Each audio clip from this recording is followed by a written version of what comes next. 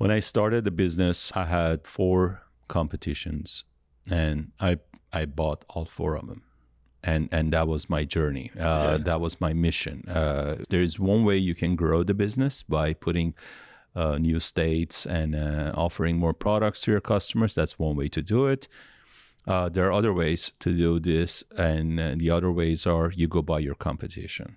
Welcome to the Nicholas Natali Show. Today on the podcast, we have Zarik Megerdichian, a visionary entrepreneur whose path has taken him from fleeing conflict zones to pioneering groundbreaking technology in the printing and cybersecurity industries. Zarik's story is a testament to resilience, innovation, and the power of turning adversity into opportunity. We'll discuss how Zarik transformed challenges into stepping stones towards building one of North America's largest wholesale printing companies, where he worked with his wife 7 days a week and expanded to 17 locations in the US and Canada with over 1,600 employees. And now, how he's shaping the future of cybersecurity with Loop 8. Riddle of the week, how do flat earthers travel? Stay tuned to the end of the episode to find out. Let's jump in.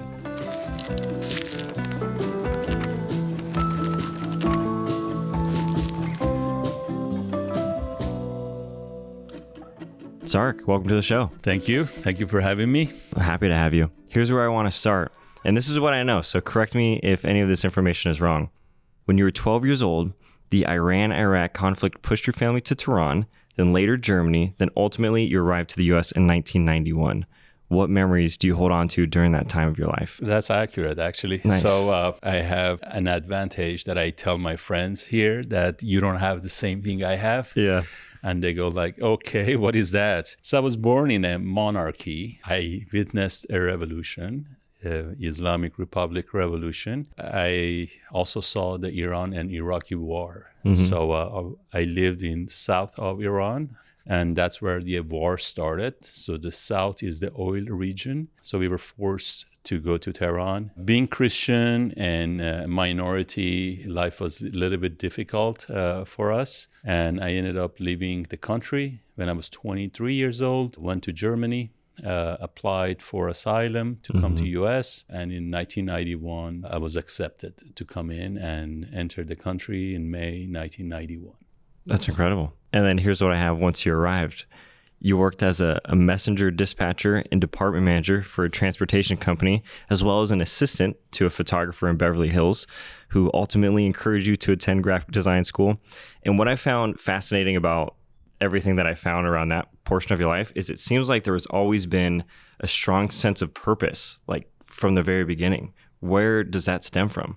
Let me cover a few little things. Yeah, please. When I got here, one of the easiest jobs was driving. So I started driving in a messenger company. I was making few dollars, but I needed a second job. So I looked for any job that I could find for working over the weekend. And I found this photographer in Beverly Hills, and he needed an equipment boy. So, Great title. Yeah. I was his equipment boy, and at the time, he had almost the largest weddings in Beverly Hills. Whoa. Working for this guy, I was going to amazing places, weddings that you see on TV, or some of them you don't even see weddings like this on TV. So it was a great experience at the time, and we became a good friend. He was a great artist, and I saw him designing a poster with an airbrush at the time. This is before computers, Photoshop. Then Photoshop 1.0 just released, so he was doing it on computer. Wow. And I talked to him, and I go like, I really like what you're doing, Behzad, but I was born with no talent of drawing. Yeah. And something he said changed my life. And for your listeners, also, it's critical to know is he said, Zarik, almost everything in life can be trained. So you can do whatever you want to do. You just have to go do it. Wishing is another thing. If you wish I was a graphic designer, that's different. But if you really want to do it, you can go do it and you can learn. He actually got me on the path of going to graphic college while I was working in a messenger company. And in a messenger company, I got promoted from a driver to dispatcher. Nice. We had a fancy title of calling area managers. And I went from area manager I got promoted to department manager. Everywhere in this journey, I learned something very interesting, which later on in life, I used it in my businesses now. And I also teach and preach to startups, anyone who's interested in starting a business. When I was an area manager or dispatcher, we used to work on a board, 4 of us covering the entire Southern California. We were busy all day. And my boss was sitting 10 feet away on a desk. So when he got promoted up, I got promoted into his spot. I still had a passion to go to the board and start working over there with everyone else. So one day he's pissed off at me. He comes and says, I'm not paying you to dispatch. I'm paying you to sit over here. So at the time, I didn't understand. I was very rude. I go like, so you want me to put my hands in my pocket and just walk around here? And he said, that's exactly how I want you to do this. Little I know, the further I was from that operation, the better I could see the bigger picture and better I could make decisions. Yeah. And now that I'm teaching my startups and I'm doing mentorship and in my own business, which we can talk about some of the expansion that I did using the same methodology, is how I could see better, I could make better decisions, I could make decisions that are critical for the business. I wasn't there to dispatch anymore. I was promoted to do some other work. And my job was to manage the department. And that was a very, very cool example of you cannot micromanage. As a human nature, we all have micromanager in us. We think if I don't do it myself, it won't be good. But if you're running a business and you want to grow your business, you have to be aware of micromanagement. You also have to be aware that God only gave you 2 hands and there's so many hours in a day. In order for you to duplicate those hands, you delegate. You have other people help you grow the business. And that's what I did. Fast forward to 2007-8. In 6 months, I opened up an operation, a huge printing operation in Texas, Florida, South Florida, and New Jersey, and an entire grand format division, all within 6 months. People ask me, how did you do it? Yeah. My answer is, I just delegate. That's it. And that's how fast I moved. So that was an amazing lesson I learned from working as a department manager on that place. That's a great lesson. There's so much truth to it. I've only recently started to do more delegation in my own business. And it's so true that when I'm not part of the process anymore, I can actually see where the gaps are. I was probably doing more harm being in the weeds than now that I'm outside and I can actually see these things going on. So I definitely 100% agree with that. Hey, what's going on? It's Nick. Many folks inquire how they can support the podcast. You can do so by leaving a 5-star review on the platform you're listening on. That's always a good way to go. It goes a long way and it's free. Or you can subscribe to our Patreon to have access to early released episodes at patreon.com/Nicholas Natali. Wanted to answer that quick FAQ for you. All right, back to the episode. I want to talk about the transition from being the department manager into starting your business. And I found 2 anecdotes here that I think are maybe fun to kick things off to help that. 2 events. One of them was when you started doing web page and graphic design for your business. You paid Yahoo $200 for an express listing for 1-877-78cards.com. And because it started with the number 1, it got more traction. Like it brought more people in because you're at the top of the directory.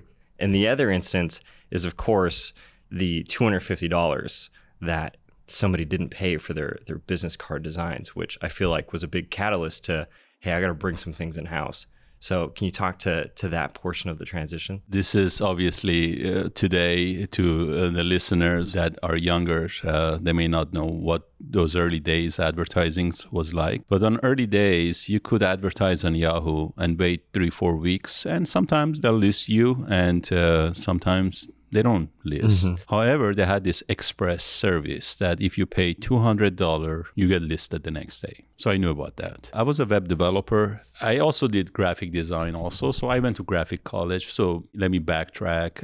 In a printing in a messenger company, I became a department manager. Then I saw this passion for graphic design. So I went to Platt College, which is right here, close to us. At the time, internet was new. This is 1997, 98. So I'm thinking, okay, I'm going to go design websites for internet and just make pages. So I started that business.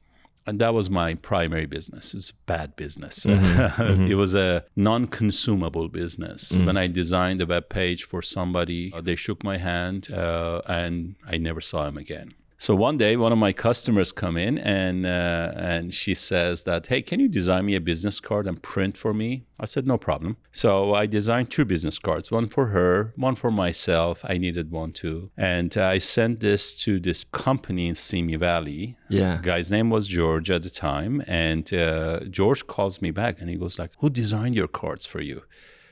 I said, I did. He goes like, do you want to work? I said, okay, talk to me. I really need work. And he goes like, I'm going to give you $25 per design with conditions. I said, okay, what's the conditions? And he goes like, if I reject, you have to redo the jobs. But if I approve, I don't care if my customer rejects it, I'm going to pay you the amount. Great. I said, that's fair because it's a taste, it's different for every person. So I said, that's fair enough. I like that. So, and he goes like, I'm going to send you 10 business cards. I heard I'm sending you $250. Yeah. I was like, oh my God, let's go. I'm getting $250 job. So I'm so excited. And he sends me the 10 orders and I design them. I send them back. He sends some back, redo, resend, all this stuff until all 10 is complete. Perfect. And I said, okay, I want to get paid. Now pay me. Yeah. And he stopped answering my phone calls. I could not get a hold of this guy. And I knew his place, but every time I called, later on I found out this is what he did with designers all over the nation. I met some lady in Washington, D.C., and she was the victim of the same scam, same guy. So he was effectively using free designers for his work. So I was very upset. One thing this guy said to me that, hey, I'm getting my design work from the internet. So one thing I could do at the time was designing websites. I go on the internet and I design this website. Yeah. And my intention is only to do design work, not to do printing. I go to Yahoo, pay $200, and I got the domain 1-877-78cards.com, which happens to be our phone number today still. No way. Yeah. You call that number, it's awesome. 4 over. It's my company. Wow. I picked up that domain, and at the time, Yahoo was a database listing. So ones are on top, A's are on top, and Z's are all the way to the bottom. So I took an advantage of that. I said, you know what? I'm going to do something with one. My phone number is 1-877-78 cards. So I'm going to get the domain for that.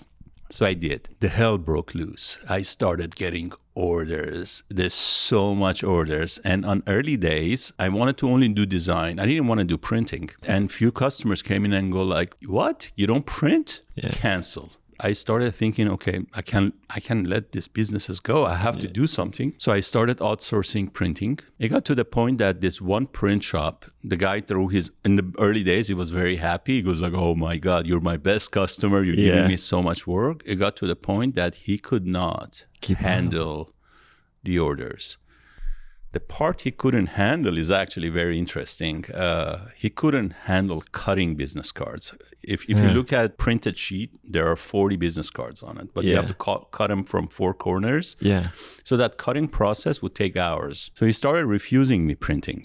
Whoa. I was forced to go buy a cutter, and with my wife, every Thursday, we would round robin. I would cut. She would put business cards in a box. And we switched, and she would cut and I'll do the same thing. So we took the cutting away from the guy. So he could only do the printing, we do the cutting. It got to the point that he goes like, I can't handle the printing anymore. It doesn't make sense. I'm just working for you. I can't take care of my other customers. And that forced me directly into printing. I went and bought my first $240,000 printing press. It was a Heidelberg GTO 5-color Perfector. These are very printing lingos. Yeah. And I had a horrible time. Actually learning on the job because printing was a sophisticated work.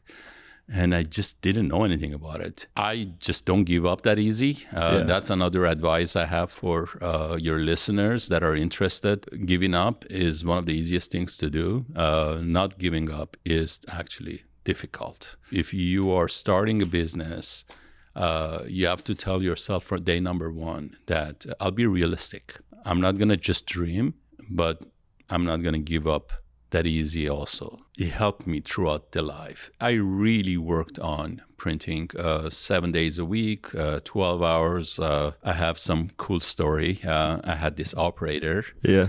And I had no idea. He had only one eye. The other eye was a glass eye.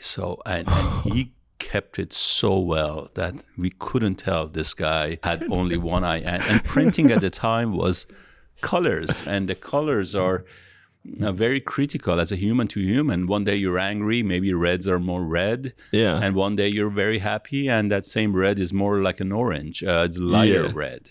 So it's very kind of a different process. On top of that, he was a drinker and he was using drugs. I would go to work and I would drive and see him not there, drive to North Hollywood, bang on his door. He would open the door like wasted. I would throw him in the car, drove back and make him print for me.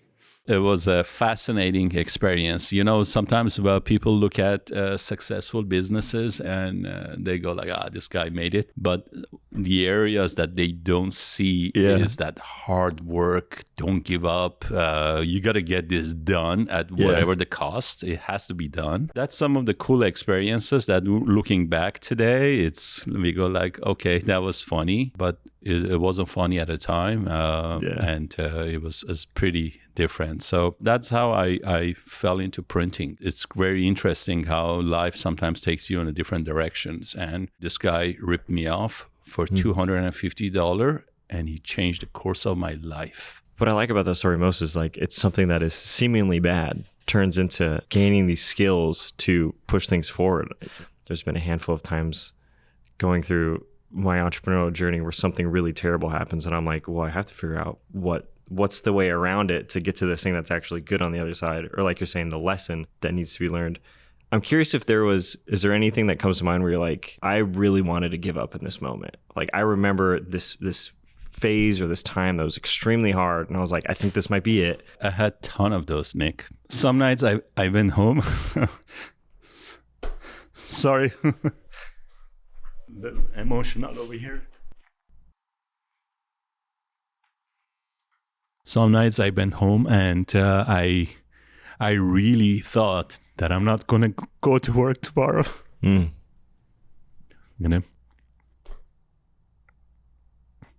I come home and I'm thinking, I'm done with this. I can't do this anymore.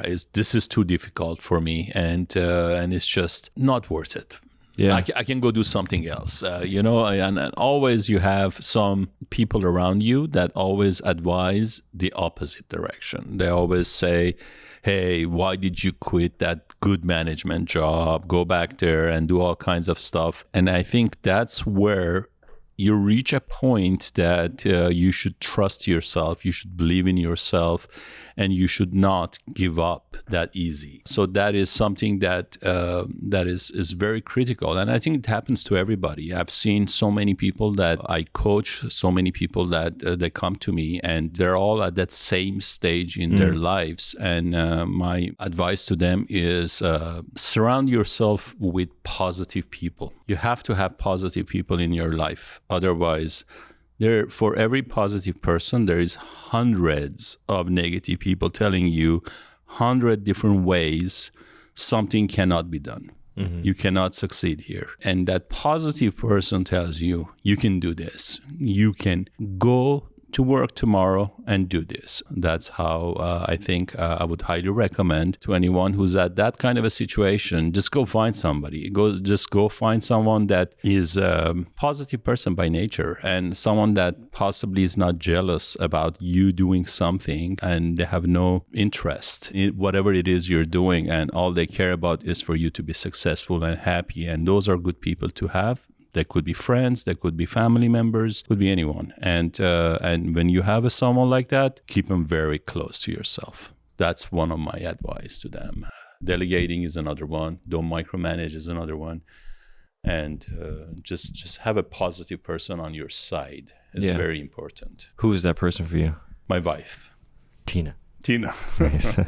When I talked to Tina and I told her that I want to quit my job and start a graphic design business, her only answer was, when is your last day? But when I went to my cousins, they all told me, you crazy? You have a job, you have a medical insurance, you have this, you have these benefits. You wanna just quit? I said, yeah. This is my chance. At the time, I wasn't married. I was engaged. At the time, I didn't have any kids. So I was realistic. I'm thinking, okay, if I have to sleep on someone's couch, that's my shot right now. Yeah. This is what I'm going to take. Because if the kids come into the play, it's still possible. But sometimes it becomes a little more complicated because I'm not alone at that point anymore. Yeah. That's my support. We work together.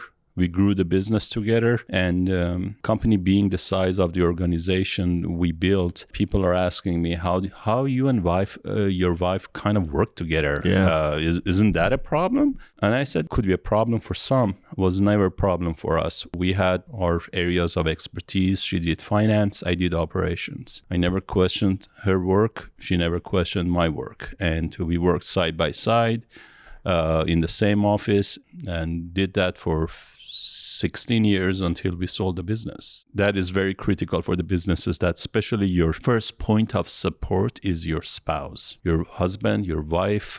Those are usually the best ones to be on board with your journey. If they're not, then becomes a little bit of a challenge. Still possible, but those are the best support people you can have. When I saw that you guys worked together so frequently, it almost made me want to know more about how important is that for an entrepreneur to find a spouse that has someone in their corner that, you know, do they have to be also in entrepreneurship, do you think? Or do they have to have company skills? Or they just have to be that supportive person that's like, I know entrepreneurship is hard, but I'm still going to be here throughout the journey? Having a person that understands your journey is critical. If that person happened to be working in a company, that's great, because the days that you are working 12 to 14-hour days, you're not going home and someone's looking at you disappointed saying, where were you all day? I've been sitting home. They understand the journey, and it helps the support, helps you kind of move better in the organization. Otherwise, if you really want to cut your times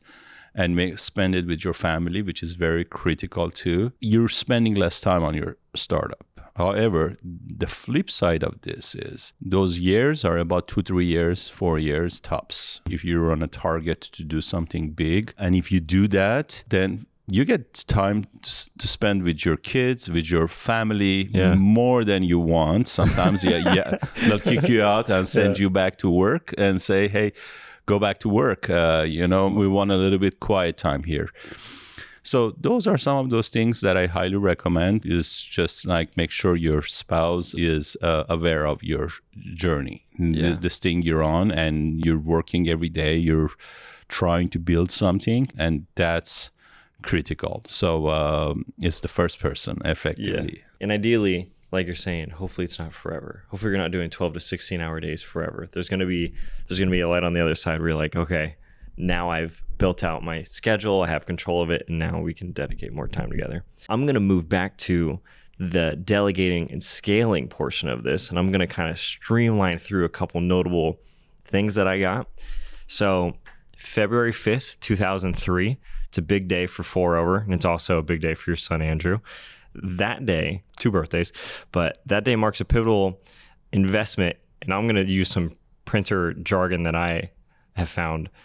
You guys invested in an Agfa Galileo computer-to-plate system, as well as a 6-color Komori Lithrone sheet-fed offset press.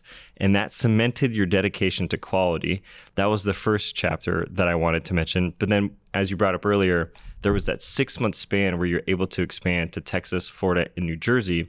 And I'm curious if your time as a messenger dispatcher helped you understand the distribution network that allowed you to expand over state lines, or what other factors came into being able to expand to 3 states in 6 months. That seems insane. So as I mentioned, I bought my first printing press. That was a $240,000 investment. In order to make plates for printing press at the time, there were 2 options. Option 1, which was a very old school option, you output film and you expose film on a plate and you put the plates on the press.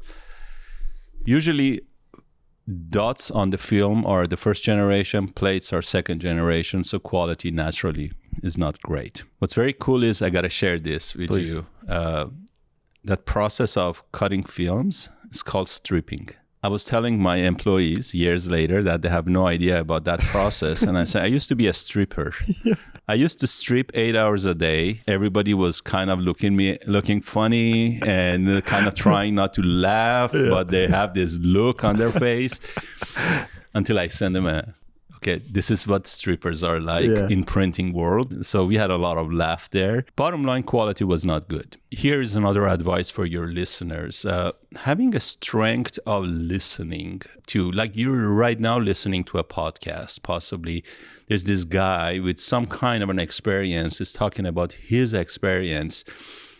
It is very important for you to listen and understand some of these things and make it on your own. Make your own version of this. But some of these advices that come true in my life, in my journey, it really changed my life. Here's one of them. A friend who had a print shop, he told me that just try to print as high quality as possible. Don't spend a dime on advertisings, because people will break your door down and give you business. And that is when I threw away the $240,000 press. I went direct to plate, Galileo. I bought a Litron 6-color, larger press, faster press with a coater. And I did not stop advertising, by the way. That's another big problem that small businesses have. They cut their advertising budget very quick. That's usually the very first one to go. If you're having a little hard time, from the first dollar I put in, I never cut that dollar and I just added more. I believe in advertising. So we went into this high-end technology, 0 to 99% dot quality. The quality became so clean, so sharp. And we did something else on that press, which was very, very cool at the time. Nowadays, it's pretty standard 20 years later. But those days, I bought a scanner. So human eye didn't pick up the colors anymore. We let scanners decide. So we ran things by a scanner to color. The advantage of that was anywhere in the United States, I printed a business card for you, it always came to the same color. Because imagine if I have 17 locations and each operator in a different location may look at the blue or a red color totally differently. But when you run through a computer, that gives you the consistency. I switched to this good quality stuff. The day that very first printable sheet came out of that press is the day my son was born. And from that point on, we celebrated our four-over's birthday, unofficial birthday, February 5th, 2003. And our business exploded at that point. We really took a supernova kind of because of the quality.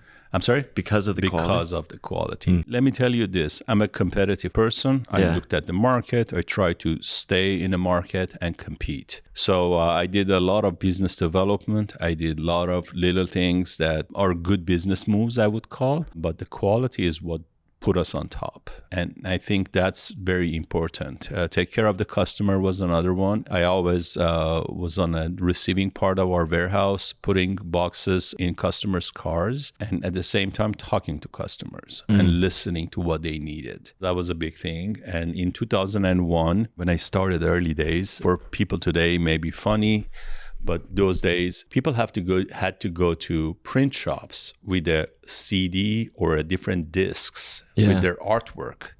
So that's trip number one. Then they had to go back to the same print shop to approve their artwork for printing. So that's trip number two. Then they had to go back to the print shop to pick up their job. And that was trip number three. Man. So I come in from the internet side of the things, and I'm thinking, hey, wait a second. Why not having people email us their artwork or upload their artwork? And how about, that's trip number one, we save them a trip. And how about we send them a JPEG file as a proof back? That's step number two, savings. Little I knew, a little company that started in Glendale, California, all of a sudden started receiving orders from New York, Florida, Texas, and everything in between. Because what we did was, without knowing, this was not planned, by the way. It was just like, oh, why don't we do it this way? Kind of a thing. But that opened up borders for us. There was no borders anymore. We were getting orders from Canada, and that's what kind of got into expanding across the nation. So 2007, I decided to leave California and go outside of California. First stop was Midwest, went to Dayton, Ohio, and opened up an operation in Dayton, Ohio. And one thing I noticed was competition was following me. Everything I did, competition was following me. I offered a product, they offered the same product, a few dollars cheaper. So when you're a big guy, everyone's kind of come after you. So when I opened up Dayton, the competition also opened up very close to us. A year later, 2008, housing crisis, people are laying off employees and shutting businesses down. I saw my opportunity. I borrowed $60 million from a bank, and I went crazy. All in. I went to Texas, Dallas Fort Worth, went to Miami Gardens in Florida, and Moonachie in New Jersey, where Giant Stadium is. Started a grand format division, all with that 1 year. And this is a very business development move that I'm sharing with you and your listeners, that I put enough gap between ourselves and our competition that this was never, ever duplicated. No one else did this. And I didn't stop there. I opened up Seattle, Arizona, Mississauga, Canada, Chicago. I can go on and on places. Utah, North Carolina. It was like, we just went everywhere. Your question about my experience in transportation has really helped me, because I understood the logistics and how this stuff is going to work. And one thing that I learned was printing is heavy. You order a 500 booklet, it's two boxes, and each box is 30, 40 pounds. I offered our customers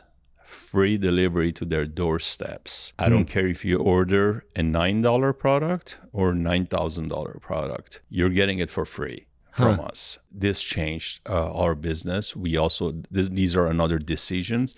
Business is all about making decisions. I've made a lot of bad decisions. But you always want to make sure your good decisions are over 50%. So if anyone says I make 100% right decisions, they're lying. They're lying. Well, no, for sure. But if you're doing 51% good, 49% bad, you're still on the positive side of decision making. So this was a good decision, and it really opened up our order counts, because before, when we had to ship, imagine you're shipping a $3 product is $7 shipment cost. If you're shipping 300 pounds, the person has to pay for $500 for shipment. Just shipping. So now imagine I'm bringing that to you for free to your doorstep. And that, with the network we built all around the nation, that really took us to a next level. Very curious to know how you offset the cost. But even before I ask that, $16 million loan, were you shaking in your boots when you went to the bank, or you Of course. This is These equipments are not cheap.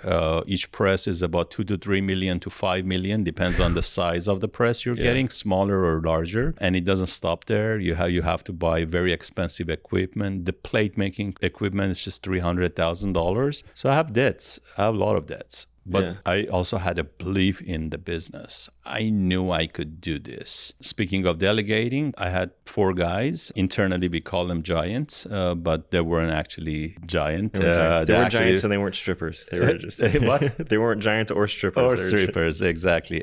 But these are the guys that actually went and lived in these states and started the operation and hired people, trained people. And after a couple of years, they packed their bags and came back. Using a mafia term, I call them a made people because when they got back, they were just pretty independent.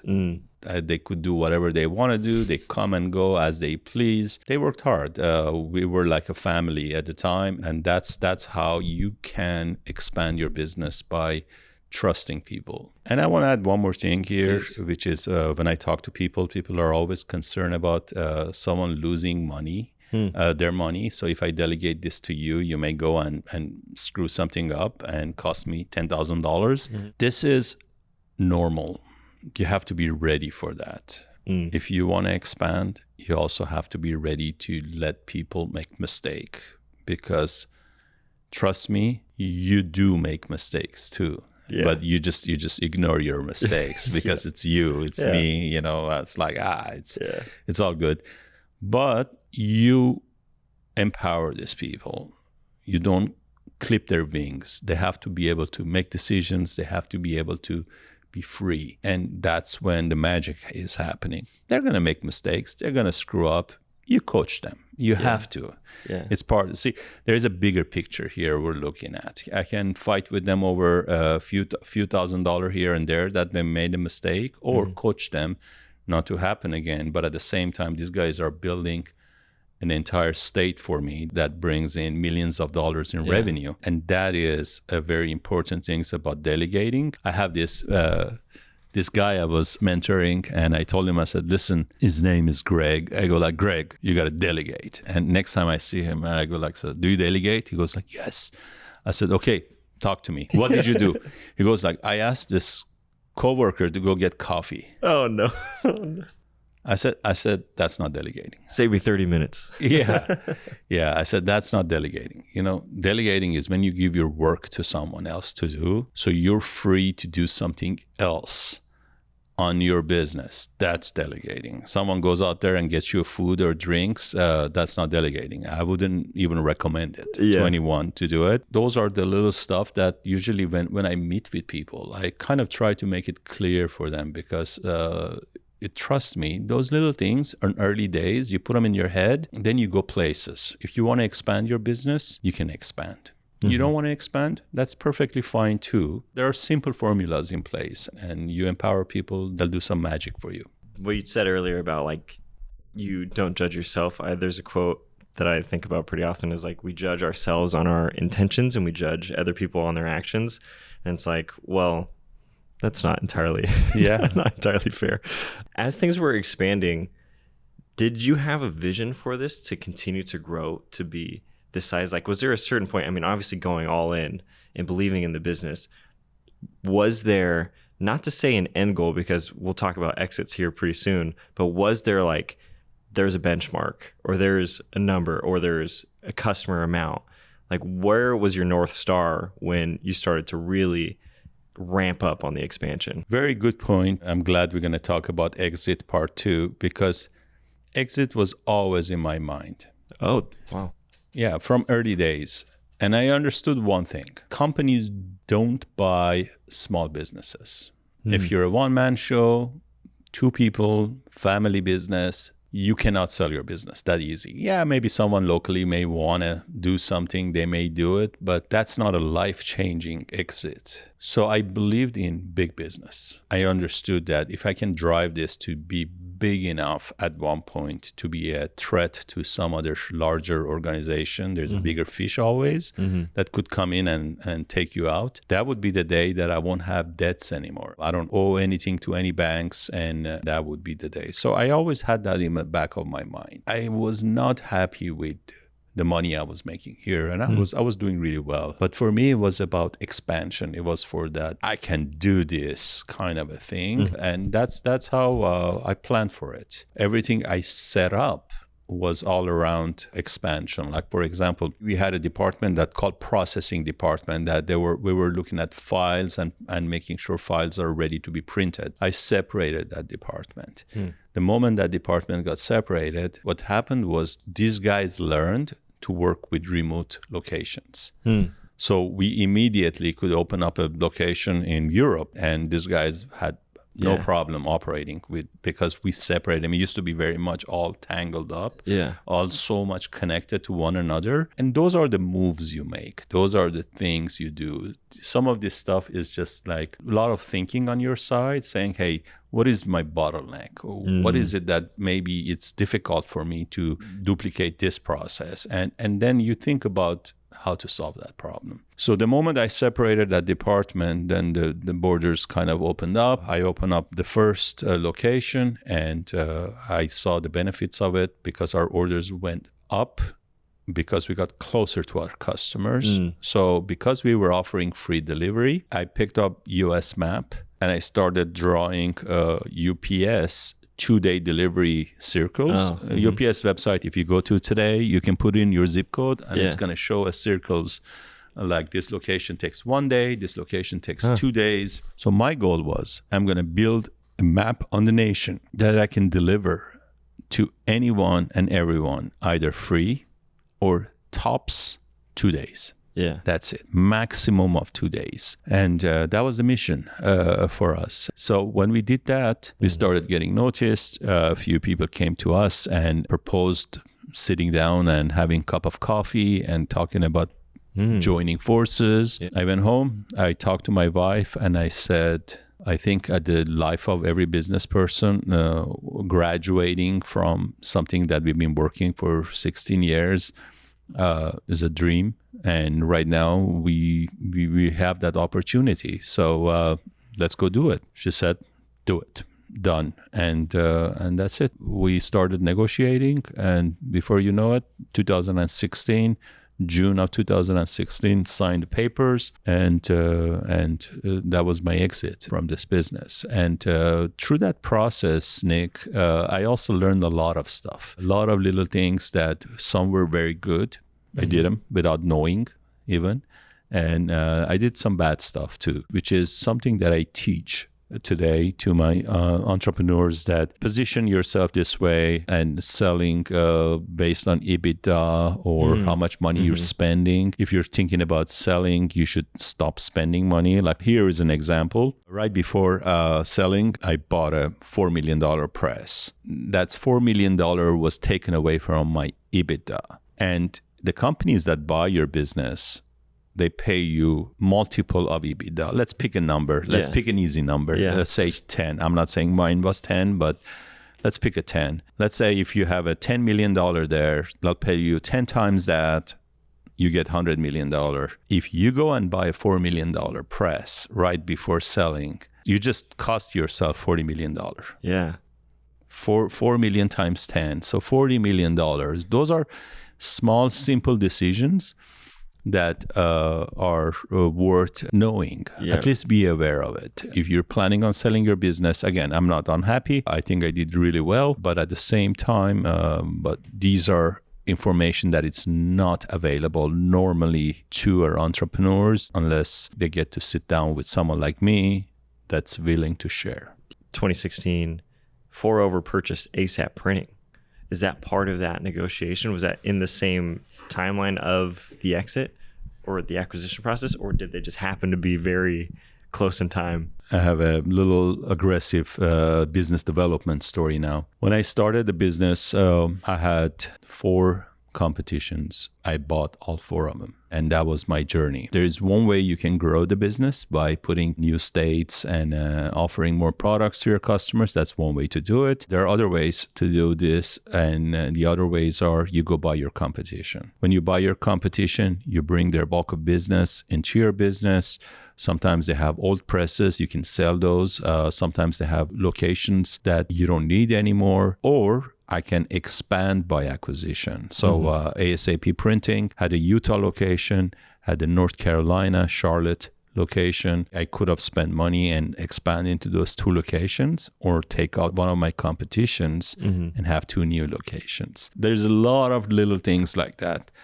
I think when it comes to business, I'm going to tell the listeners about myself. I'm a conservative yet very aggressive guy. I try to calculate risks. I just don't go do crazy stuff, but I built a very good feel for the business, what was useful for us. And buying a competition was good because competition was driving our prices lower. And one other things is a lot of unnecessary decisions are made daily when competition is putting a lot of pressure on you. But when you take them out, they're part of your organization, then you can focus on different, bigger, better stuff. That's how ASAP example is one of them. That's a great example. And I think that's a good note of there's multiple ways to expand your business through acquisition or through providing more products and expanding it from the inside out. That's great. Is there any other portion of the exit process that was eye-opening or surprising to you of like, I've been growing this business for over a decade and a half. The exit process is here. There's some things that I was just like, I didn't realize this was going to be in here or something similar. Exit process is, first of all, big thing is a game of negotiation. This is where you have to be a poker player.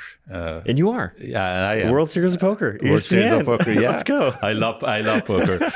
So these skills actually came in very handy. Here is an example. My first advice for selling your business is never sell when you're desperate. If you're desperate to sell, the buyers know this. They walk into the room, they look you in the eye. They smell it. They smell it. They know. They look around. The employees are sitting around. They know. These people are sophisticated people. They're not. When you're in business, you know you're walking into a happy place or you're walking into a sad place. You see a desperation in the eyes and the way of negotiating. The advantage that I had was I had plenty of money in the bank. I didn't have lot of debts except the equipment debt and had 0 receivables. That's something that helped me make decisions better on negotiating days.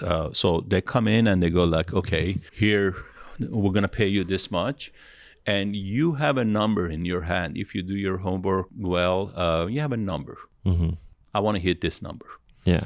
And if they're not there, very comfortably you stand up, you thank them and you walk out, and it brings them back to the table. And I heard this many times that people are saying, oh, this number is my last number. I cannot go a penny higher than this. And a month later, they're way higher than where they were. And at the end of the day, you have to be also realistic. This is not a dream thing. So you have to be aware of what you're selling and the value you're offering. I meet some people that they put some crazy valuations. I met this guy. He says, I want to sell my business for $200 million. I said, okay. And I asked him a few questions. And I realized that at the best, he can sell for $25 million. So $200 million is a dream, it's like you're not even at the same. Those are very different. Not even the same zip code. Yeah. So you have to be realistic. I think a little bit of a due diligence. If you have an investment banker that can kind of tell you how the industry works, industries usually have a low and high, then you get a number. But the important part is keep in mind, sell when you don't need to sell. Because when you're walking into the room, conversation is very different. If someone approaches you and says, hey, I'm going to buy your business, and you are not in a position of thinking about selling, that's the best time. Yeah. because you can really negotiate that. Because if the guy walks away, for you, it's another day in the office. So no harm is done. But if I feel desperation, which I have negotiated in a desperate mode also with someone else sitting in front of me, I bought businesses. So naturally, we use a poker term, we double down and overbet, and we try to really drive them out. And you don't want to be on that position. That's very critical. So it's difficult to say when is the best time, but you as a business owner should know that day. I can definitely see being able to walk away without I can wipe my hands clean, not have any worries about it. That's definitely where I want to be if I'm negotiating my business. Tell me about the Believe project at 4over. It enables employees to donate their time on company's dime to charitable causes. I thought that was really cool. Yeah. Why is that important? And like, how did that come to be? When 4over started, we realized that for the strangest reason, and this was not by design, we had, I don't remember the percentage, but it was a very high percentage of our employees were very young, all in 20s. And somehow that happened to be. Some of them didn't really understood the value of giving.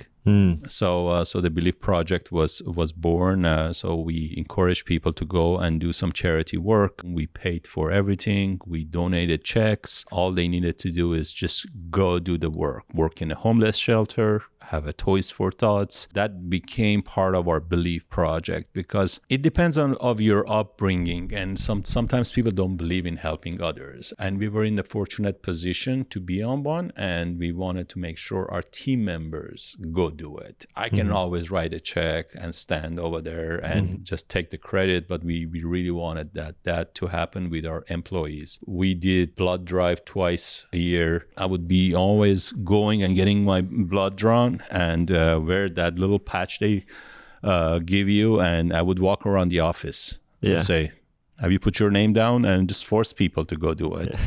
and kind of encourage that kind of a culture in our business. So that's a little story on our Believe project, which is a little good thing that hopefully we did some good, and at the same time we left some good impression on people. 100%. What's better than giving? Yeah, absolutely.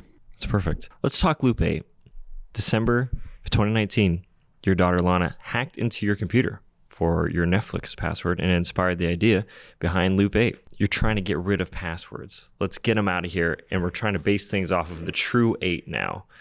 Tell me about the inception of Loop 8 and how is this going to revolutionize our day-to-day? I actually want to mention one feature that I've heard you talk about that I thought was really cool is if you're using someone else's computer, you can log into Loop 8, have all your passwords, and then you can log out of Loop 8, and then that's it. There's no trace of it. And I was like, that's great, because whenever I use somebody else's computer, I'm always bummed, because as you know, Chrome is the incident that we're about to discuss. But tell me about Loop 8. As you kind of mentioned, December 2019, we're in a holiday party. My daughter calls me and says that, can I have Netflix username and password? I told her, it's too busy here. So much noise going on. I can't even think. I'll give it to you tomorrow.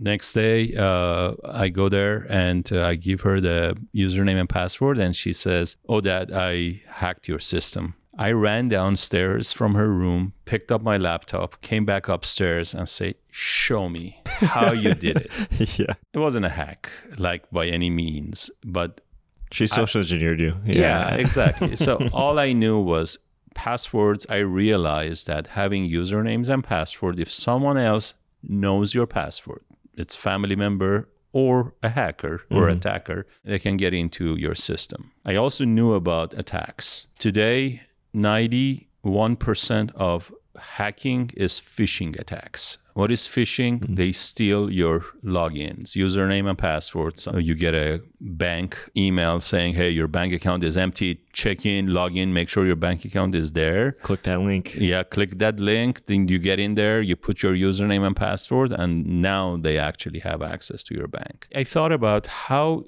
can we have a world without passwords. And COVID hits us 3 months later. We're all locked up at home, having nothing to do, and just thinking about stuff like this. And one day I had a little light bulb on the top of my head, thinking, okay, I think I figured out something that maybe we can do this a certain way. First thing I did was I called an attorney and I filed a patent. Then step number 2 was I went to Silicon Valley area, not literally, but I started communicating with people and trying to find someone who can help me develop this idea. I heard a lot of very polite no's, like, hey, why do you want to do it this way? Go do it some other way. So I call this project impossible. Yeah. That's part of that video. And every time someone tells me something is impossible, I get more excited because I see an opportunity. You know, when everyone else is doing the exact same thing, if I'm going to go and do the same stuff, it's just like, okay, I have to be different. Somehow I have to be different. This was an opportunity, and I knew one thing that is unique for us. So our fingerprints are unique. Our Face ID is pretty strong, unique. So I built a technology. I dreamed of a technology, which is now built. It was about creating a different process. So first, using biometrics. Yeah. I try to identify what the problems are outside with existing systems. And the big problem is big databases. Companies have a lot of data on their databases, so they're very attractive to hackers. Here is an example. If there is a bank that has $35 million in there, chances are someone may be interested in attacking that bank because if they get in, they have $35 million. So imagine now a bank that has only $8 in there. Still, someone can attack that bank, but it's not really worth their time. So when Loop8 was designed, this is the model I used. Here is an example. There is a company called LastPass. I think they're about 30 plus million users. And within last year and a half, they've been hacked multiple times. I don't know how many, 4 or 5. They got attacked because you get big, you're now a target. With Loop8 system, we build this around privacy. So first things first, we're only going to capture information that we need to operate this business. So when you register with Loop8, we only capture your phone number and your email. We don't want to know your name, your address, age, gender, none of those things. Because it's really not necessary for us to operate our business. And then we decided to stay away from a database that is centralized and let you use people you know and you trust as your, lack of better term, a personal blockchain style operation. So that's how True8 was born. So the way it works is all of your passwords and your digital data gets encrypted and goes on inside your iCloud if you're an iPhone user, or goes through your Gmail drive if you're a Google user. We don't save anything on our servers. Your key is sharded, is broken into pieces, like puzzle pieces, and you distribute those pieces of the keys into a voting mechanism for 8 people you know. All you need is these 8 people can tell, yep, I know Nick, this is Nick. That's all you need for them to do. And at that point, this is a passwordless system. Everything you do is using biometrics. Your phone gets stolen. You need to recover the passwords. All you need is 3 of the 8 to say, we know this guy. On their app, they actually authorize it, and your entire information is restored. The key is regenerated. The value of this is, why not one person? People asked us, why not one person? Because one person can be easily tricked by hackers into, hey, this is Zarik. I lost my phone. Please activate me. And this person can, without checking, hit the button and give the access to someone else. We did a study. 3 is a good number. 4 is better number, but 3 is a good starting point for us. And some people ask us, why 8 now? Why do I have to have 8 when 3 is enough? The reason for 8 is if you lose your phone falls into a water somewhere, a river, and you lose it, you want to recover as fast as possible. And if you only have 3 people and one of those 3 people is not available, you have to wait. One of them is on the plane going to Europe. for 11 Yeah. hours, or one of them is gone fishing for 2 days with Yep. no cell access, you have to wait. Having 8 people guarantees that 3 will be close to you, or at least will available, be hopefully. Yeah. available. Yeah. Yes.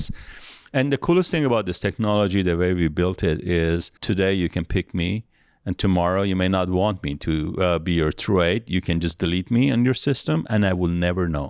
It's built that way that you can just remove me. My personal relationships aren't at jeopardy here. Absolutely.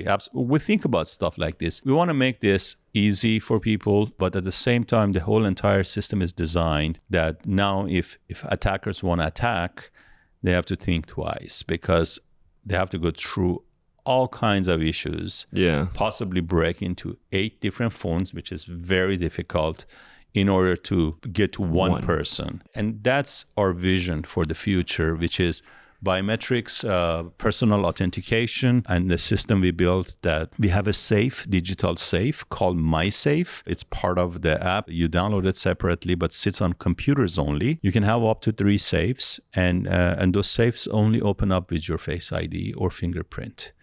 There is no password. So if you're not home and your wife, for example, goes and tries to open up your safe and see what's inside, you get a pop-up on your phone. It's a tripwire mechanism built in that only opens up with your Face ID. However, if you have something valuable there, you're in, let's say, in Europe, and your wife needs to go into the computer, she can click on that. You can do a Face ID from Europe, and the safe opens up in wherever it is you live, and your wife can have an access. So it's very much in your control system, but it's built to be very individual. Passwords are always tricky because kids share passwords. People are careless. I've seen so many people say, "Oh, here's my password." Yeah. Just use Write it down on a sticky note. Write it down on a sticky note, or they share it openly with people. Like someone that they don't know, here's my password. Don't worry about it. And ultimately, you don't know that practice. That person may be safe, but having that mindset of just giving passwords away is not correct. How can we stop it? It's a simple process. What if there was no password? Yeah. Our app is computer. So phishing attacks go away.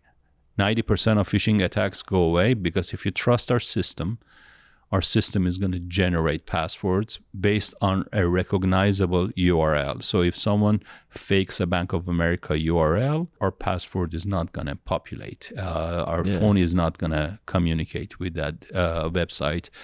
And this is how we build a safety without you learning about anything. That's great. That's exactly what I want. I want to be able to turn my brain off and just use it. The one thing about that you mentioned earlier too, like the password managers, is it seems like they only have one wall of defense, and a password. And as soon as somebody can get by that password, like you're saying, here's all of my other passwords.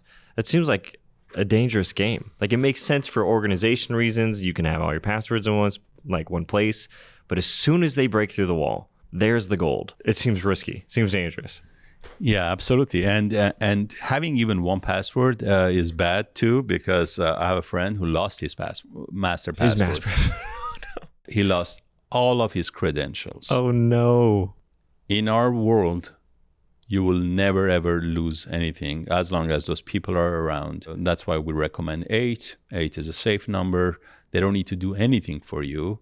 And all they need to do is just acknowledge. Mm-hmm. Yep, I know this guy. And that's all they need to do. Even when we have a recovery, we tell the user, don't click on this until you talk to Nick. Yeah. So our message is, don't do anything. Talk to Nick first. Make sure he lost his phone. And if he did, boom. That process is gorgeous. That recovery is so clean, so easy. Like within a second, everything kind of comes back, all of your passwords. Now, what you said is, with our system, all of your passwords are now on your phone. Mm-hmm. So it's in your back pocket. Highly encrypted. It's in our secure enclave, which Apple built. And your Face ID is also in secure enclave. So we're using the same exact place that Apple is using. And now you can come over here, use any computer, scan a QR code. Now that tunnel is open. That computer becomes your computer because all of your passwords are functional over there. And the moment you're done, lock, and everything gets deleted from that computer back to your phone. Great. Tunnel is closed, and you can move on. These are small things that we've been thinking about because computers are very easily to get hacked. Phones are a lot more difficult to be attacked. So that's why we kind of took this route. That's great. I'm excited to see and hear more about it. Zarik, we're rapidly approaching the final question of the podcast. I want to say thank you for your time. Thanks for coming on here, sharing your wisdom.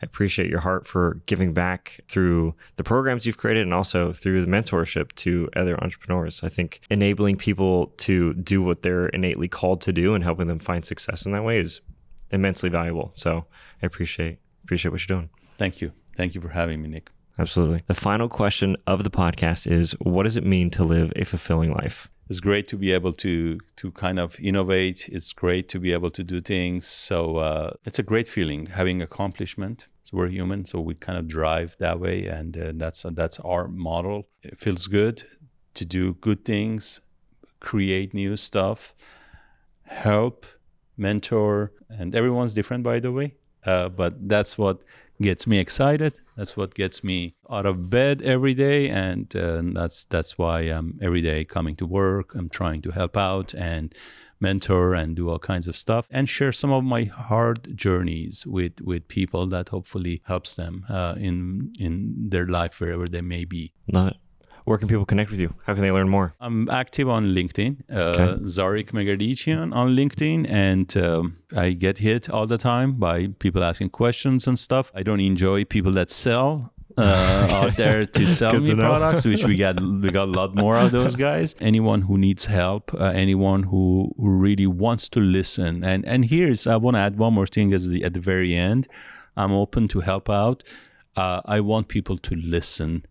When I say listen, I've seen people that come to me, and while I'm talking to them, they're not inside the room. And there is no magic here. You can't just walk into a room with someone and learn something. You have to be ready to learn something. And if you're mentally ready, then you will benefit from this conversation. And if that's the case, hit me on LinkedIn, and I'll try to give my version. I don't have an answer. Every situation is different. I'm going to use a poker analogy again. I can't just say if you have ace, king, go all in. Like there could be 5 different cases that you may not want to do that. You may want to play it differently. So cases in the business are different. So I'll try to do my best based on the information provided to offer my opinion.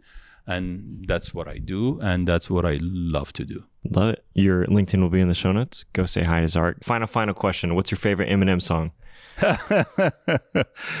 Well, what is my favorite Eminem song? Now I'm blanking out. Sorry. I threw a curveball in last minute. Yeah, the one with the Rihanna is my favorite. Don't be afraid or something.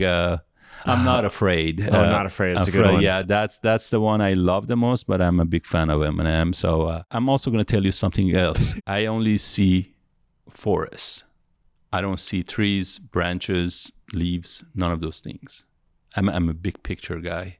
So when I listen to music, I enjoy music, but like my daughter can sing along with every word. I just know the tunes. I know I like this tune. Yeah. So I'm a very high level guy, and that's what in business really helped me. That's why I failed my Eminem test. Got it. Sorry. Thanks for being on the show. Of course. Thank you, Nick. I appreciate it. Bye. That was the episode. You just listened to it. Thank you for tuning in to this episode with Zarik. I loved this episode. I had a lot of fun. The big 5 beliefs that Zarik holds true to him that I gleaned from this episode was 1, nothing is impossible. 2, never look back, only learn. 3, surround yourself with positive people. 4, delegate as much as possible. And 5, think outside the box. Those are the core 5 beliefs that Zarik holds that I think has helped him propel to the success that he's had. Not to mention his determination and having the right mindset that anything is possible. It is unreal what you can accomplish. Please leave a 5-star review on Apple Podcasts and make sure to tune in next week, Friday at 6 a.m. for more stories that motivate and challenge us to be better. The real reason you're still here though, you want to know the answer to the riddle of the week. How do flat earthers travel? On a plane. On a plane. You know what I'm saying? Like a XY y-axis, x-axis plane. Until next time, keep striving, think big. See you next Friday at 6 a.m. Bye!